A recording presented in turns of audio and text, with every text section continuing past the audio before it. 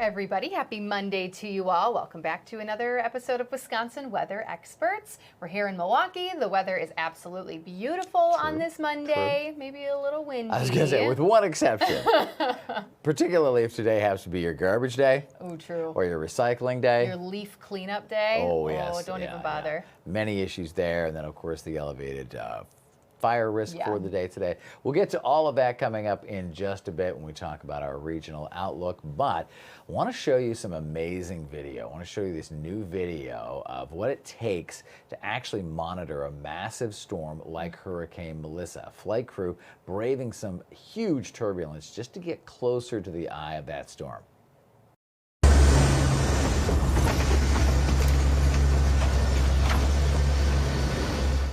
Makes me queasy just looking at the video.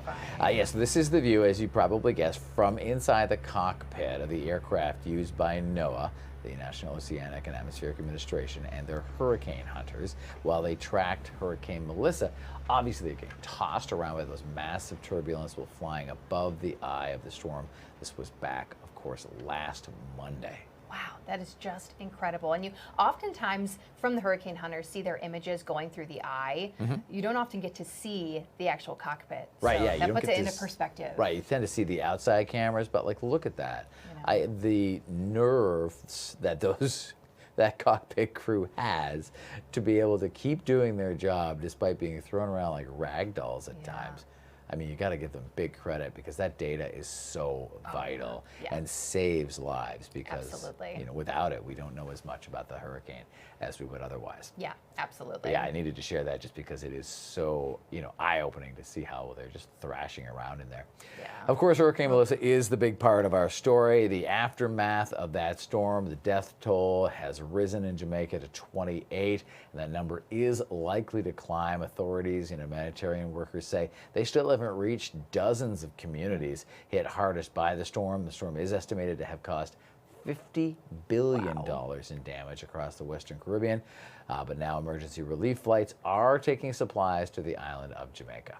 Some great news there. Now, recovery efforts and damage assessments continue across large areas of the Caribbean. As we know, after Hurricane Melissa struck last week, one of the strongest Atlantic hurricanes to make landfall in history. So the storm has claimed dozens of lives, including more than 24, as we just talked about, in both Jamaica and Haiti over the weekend. Members of a U.S. task force and the Los Angeles Fire Department arrived in Kingston, Jamaica, to help disperse supplies and help local residents.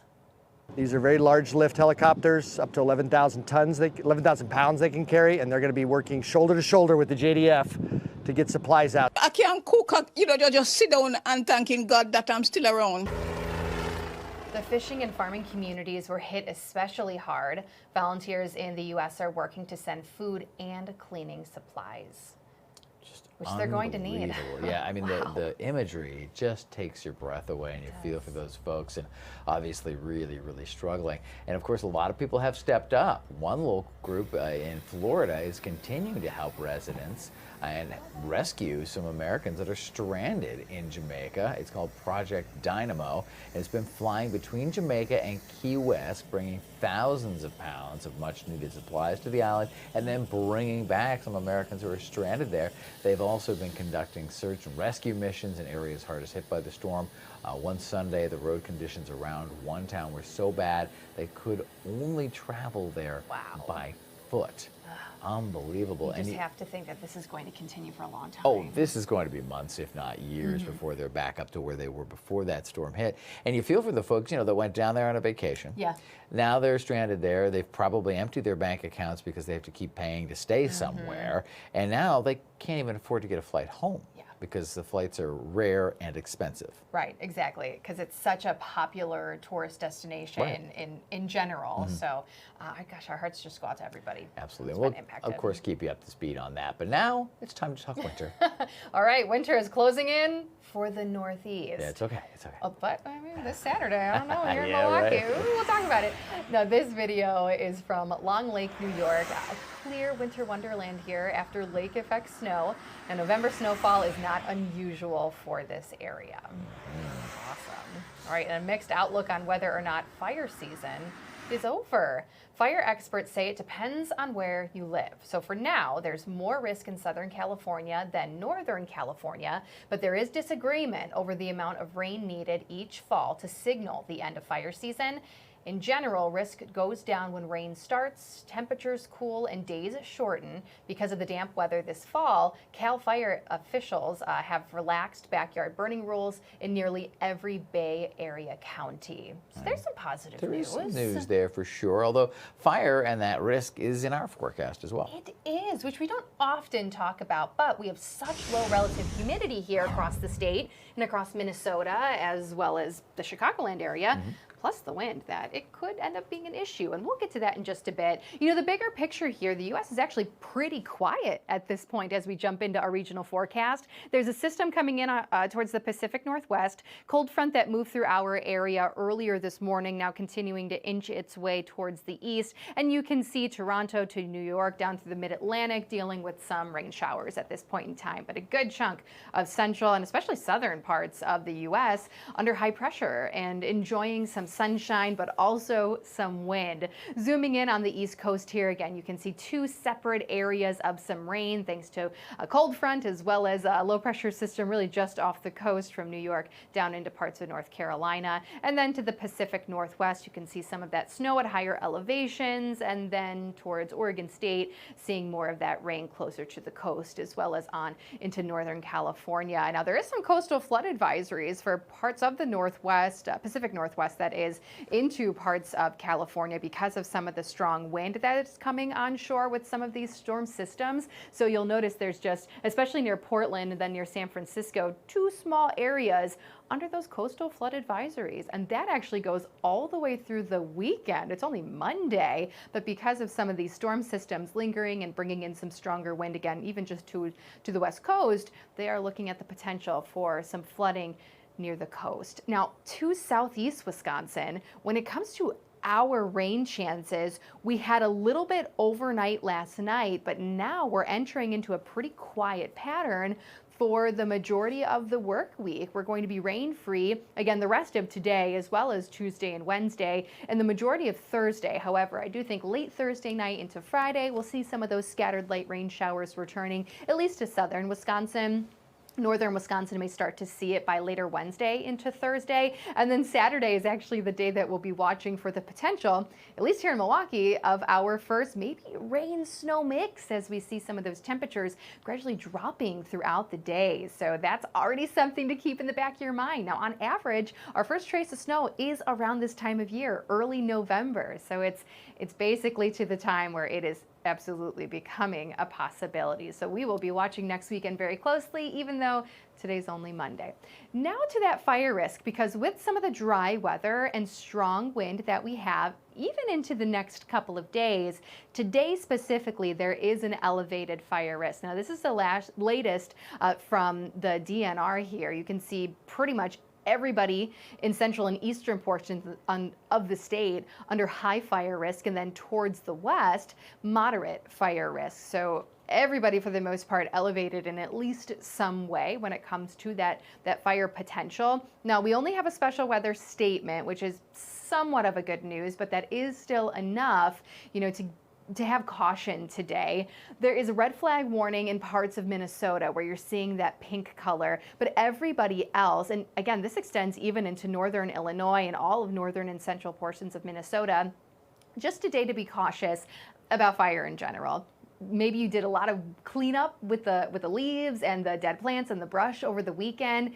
Not a day to burn those throughout, you know, even the next couple of days, with the fact that the wind is going to be so strong and we are going to be on the dry side. So again, something just to keep in the back of your mind. And then out towards the west, you can actually see portions of western Nebraska and southwestern South Dakota under a fire weather watch there. And again, that red flag warning not too far from us in Minnesota. So as we just talked about, you know, just keep it in the back of your mind. Just try to be cautious and leave some of that burning for maybe later on in the week. Now, wind is gusting up in northern Wisconsin right now. In fact, the entire state, you can see at least 20-mile-per-hour wind gusts, but look at some of these northern communities. Current observation of 33-mile-per-hour gusts in Green Bay, just over that in Wausau. Rhinelander topping out with a 41-mile-per-hour gust at the top of the hour. So we are already dealing with some of this really strong wind, and it's going to continue through at least sunset tonight, and even the next couple of days, it's going to be on the stronger side. I think we'll get a little bit of a break Tuesday, but then Wednesday, the wind will be just as strong as what we're experiencing today. So you can kind of see that pattern sticking around through at least the middle portion of the work week. Now, temperatures across the state today, actually very nice for this time of year. You can see towards the south, a lot of upper 50s, maybe some low 60s towards the Chicago area, and just a little bit cooler up towards the north with Duluth, Rhinelander, Wausau in those low 50s. We're going to climb really nicely the next couple of days, upper 50s, low 60s still in the forecast, and even through Friday, we'll hang on to some of this above average warmth. Remember, these temperatures are a good, 5-6 degrees warmer than normal now that we've crossed into early November. Our averages are really dropping, but then you can really see by the weekend how those temperatures begin to drop a little bit with that next storm system. And just to recap for you, and I'm sorry, that November 2nd should say November 15th. I knew I forgot to update something. We changed the clocks over the weekend, so just gear up for more of these sunsets getting earlier and earlier all the way into early December. Yeah, I mean, 4:18. I like the earlier sunrises, though. It's so nice. Yeah. The wake-up shift in particular loves that early sunrise because, we're here in the dark. So it's nice when the sun comes up a little earlier on this shift. And honestly, for us, going to bed, 4:18 is a little early, but I don't mind that it's dark by 7:30. I'm good with that. Yeah. All right, I'm going to go back in time a little farther than just the weekend when we fell back in time, literally. This is history, and this is a ship that has had its story studied and shared for decades. On November 10th, 1975, the Edmund Fitzgerald sank in a storm on Lake Superior. All 29 crew members on the Great Lakes freighter died. The commemoration 5 decades since the tragedy, has been it's been commemorated numerous times in many, many ways. To commemorate that, here we are going to produce and have produced an all-new documentary that dives deep into the history and legacy of this Midwest legend. It's called Gales of November: The Final Voyage of the Edmund Fitzgerald. It premieres Friday at 7 on Fox 6, Fox Local, and the Fox 6 YouTube page. I urge you to check it out. It is a fascinating story. And this is a story that so many people know, especially across the Great Lakes region and especially Wisconsin. So there's a lot of interest in it. Right. And I think this will be just fascinating to watch. It's a story they know, but I doubt they know it to the depth that this documentary is going to go in, peeling away a lot of the layers. And I think there's a collective myth that this was a lot longer ago. Yeah. 50 years. I mean, most of the younger relatives of those crew members are likely still with us, right? I mean, 50 years, that's within my lifetime. It's within a lot of folks' lifetime, and it's something that you maybe have backdated in your brain because it feels like an entire century or more ago. Yeah, so true.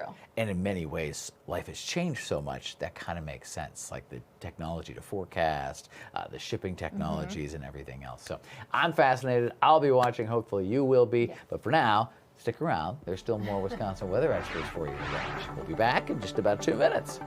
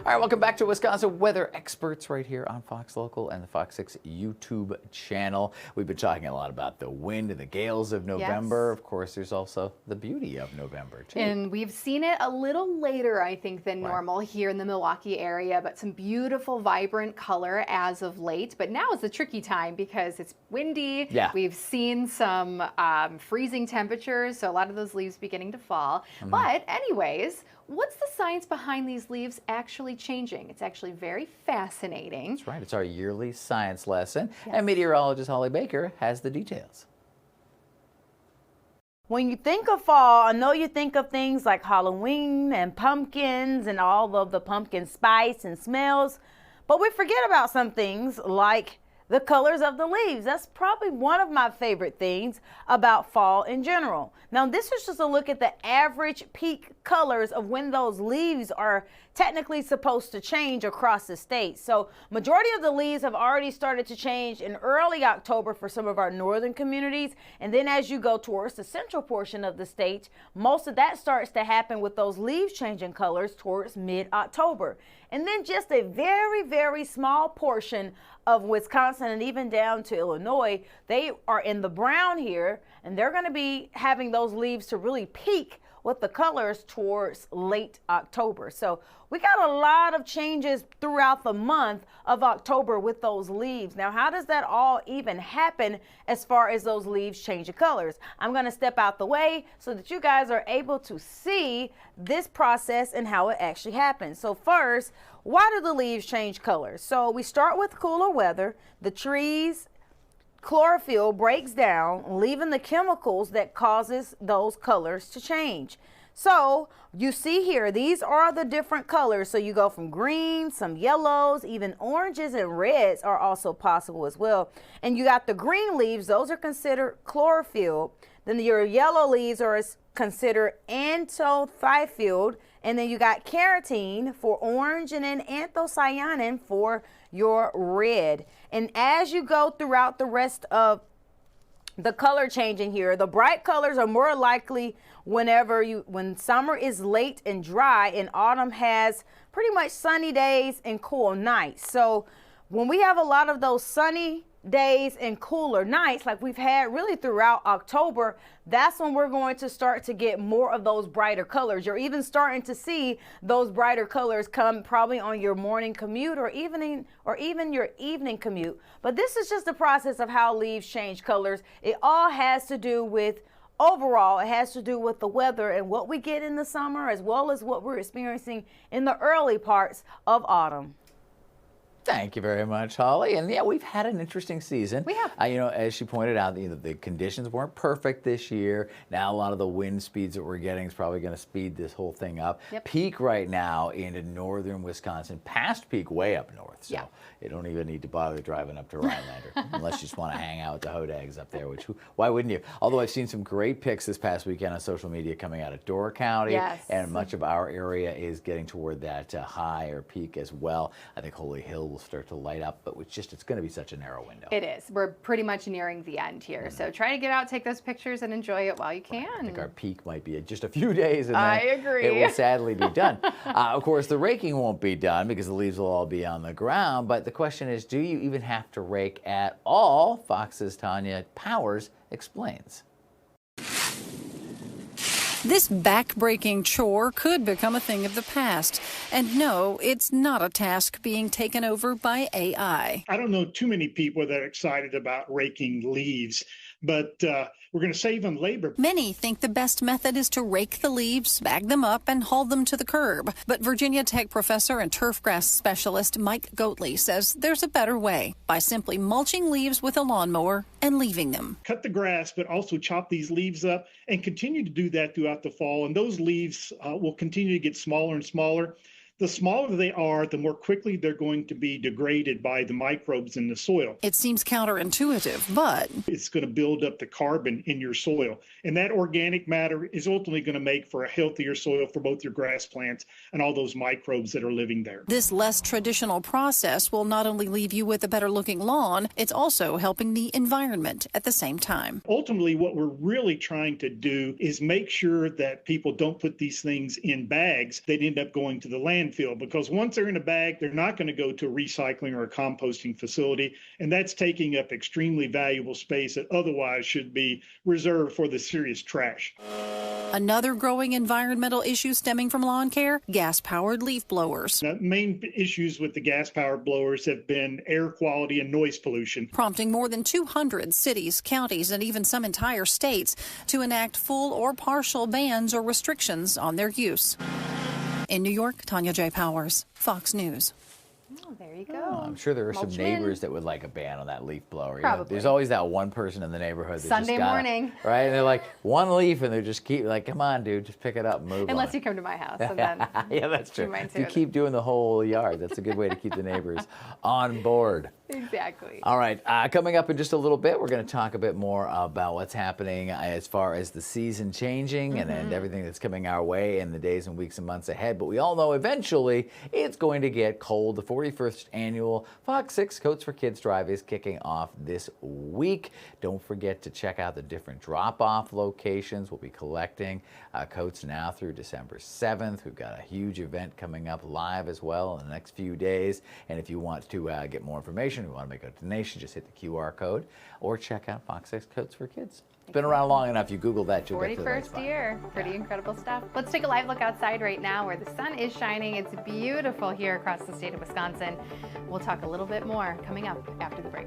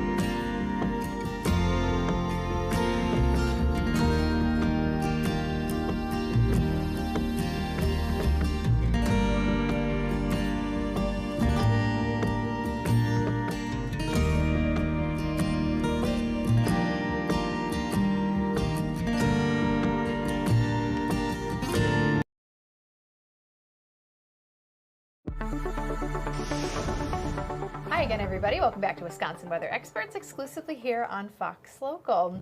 Well, even though Halloween is over, there's a lot that you can do with a pumpkin, like carving, painting, baking those pumpkin seeds. But one farmer is getting even more creative and using it as a method of destruction. Oh, man. Oh my gosh, Whoa. okay. He dropped a giant pumpkin on top of an old broken down car in Utah. I love how it's almost slow motion Right, here in yeah. this video. Oh my gosh. Slowed it right down. So the car belonged to a pumpkin farmer who has been driving it since the late 90s. He always said that if the car stopped running, he'd grow a huge pumpkin and drop it onto the car. And that's exactly what he did, dropping in from nearly 14 stories. It's just something that we've talked, man, and my wife have talked about for a long time, that this would be the best way for it to go, and it happened. So it's been kind of fun. It's certainly memorable. So that pumpkin weighed in at just 2,000 Whoa. pounds. The man took home the trophy for breaking the scale at the festival. Unbelievable. Wow. All right, switching seasons now. A 48-year-old tree from Nevada is headed to the White House West Lawn to serve as the Capitol's Christmas tree. The red fir is more than 50 feet tall. It will travel over 3,700 miles to Washington, D.C., with 13 stops along the way. In just a few days, Milwaukee's own Christmas tree will finally be harvested.